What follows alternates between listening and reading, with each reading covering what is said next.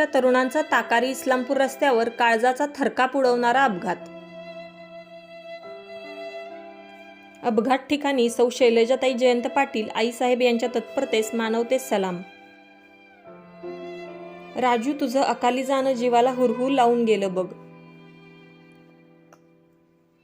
ताकारी इस्लामपूर रस्त्यावर गौंडवाडी फाट्यावर इस्लामपूरहून कुंडलगावी येण्यास निघालेल्या कुंडलच्या राजू कुकडे या तरुणावर काळाने झडप घातली.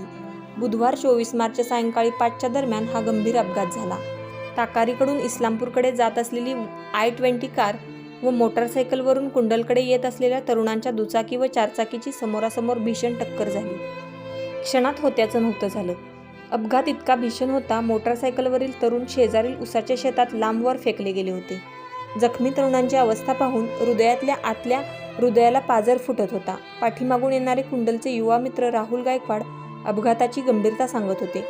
परिस्थिती पाहून भांबवून गेलो. काय करावे, कुणाला फोन करावा सुचत नव्हते. रस्त्यावरून जाणाऱ्या चारचाकी वाहनांना विनवण्या केल्या. पोरांना इस्लामपूर हॉस्पिटलमध्ये दाखल करूया. 1-2 प्रवासी वगळता कुणी दाद दिली नाही. इतक्यात ताकारीकडून एक चारचाकी आली. गाडीतून एक महिला अपघातस्थळी उतरल्या. त्या महिला मला ओळखल्या नाहीत, परंतु अपघातस्थळी त्यांच्या कृतीवरून, तत्परतेवरून त्या सुशिक्षित कुटुंबातील मोठ्या संवेदनशील मनाच्याच होत्या असे वाटलं. त्या ताईंनी कसलाही आवेश न बाळगता स्वतःच्या मुलासमान राजू कुकडे या तरुणास आपल्या गाडीतील उपलब्ध साहित्याचा वापर करत स्वतः हाताने वारे दिले. जीवाच्या आकांताने राजूला वाचवण्यासाठी धडपड केली. एवढेच नाही तर इस्लामपूरहून तात्काळ रुग्णवाहिका बोलावली. इस्लामपूर येथे दाखल केले, परंतु काळ वाईट होता. राजूला वाचवण्यासाठी सर्वांनी केलेले प्रयत्नच राहिले. मी कोरेगाव सातारा येथे असल्याने माझा क्षणाक्षणाला अपघात ठिकाणी असणारे कुंडलचे तरुण राहुल गायकवाड, प्रतीक कांबळे, अमित वर्गे यांच्याशी संपर्क होत होता.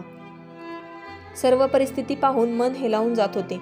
जिल्हा मध्यवर्ती बँकेचे संचालक महेंद्रप्पा लाड यांनी वैद्यकीय सुविधा तात्काळ मिळण्याबाबत, तसेच कुंडलचे जिल्हा परिषद सदस्य गटनेते शरद भाऊ लाड यांनी देखील इस्लामपूर DYSP कृष्णात पिंगळे साहेब यांच्याशी सातत्याने संपर्क ठेवून शर्थीचे प्रयत्न केले होते, परंतु काळापुढे कुणाचेच काही चालले नाही.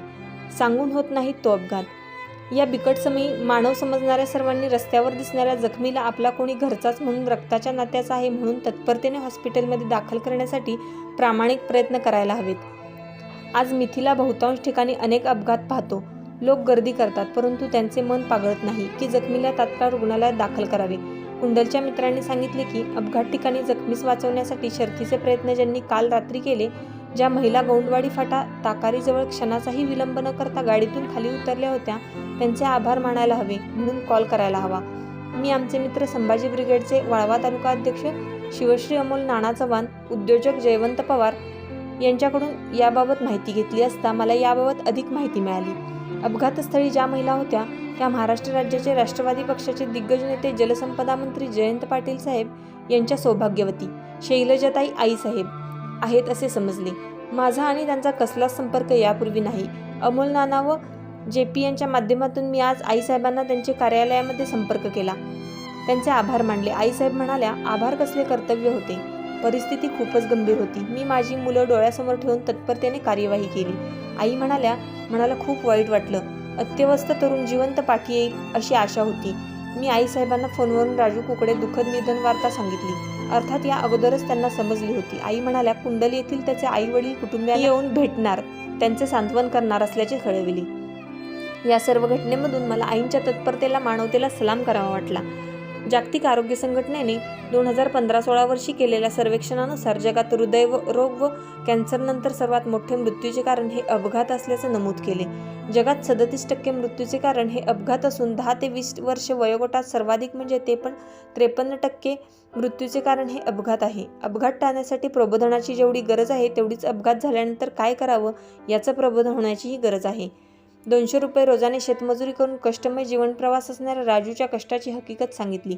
कुंडलचे राहते घर विकून मूळ गावी राजू व त्याच्या आईने घेतलेली जमीन घेऊन हे कुटुंब मूळ गावी जत तालुका येथे पुढील भविष्यात आनंदी जगण्याची स्वप्न पाहत होते. मुलाच्या अपघाती अकाली निधनाने ते स्वप्न अधुरे राहिले. समाजातील जाणकार जागृत आपण सर्वांनीच त्यांच्या कुटुंबियांना राजूच्या रूपाने हातभार लावायला हवा. हीच खरी राजूला आदरांजली ठरेल. 10-12 वर्ष झाली असतील. छोटासा 9-10 वर्षाचा सालस गोरापान एक मुलगा माझ्या संपर्कात आला. तो मुलगा कुणाच्यातही सहज मोकळेपणाने विनोद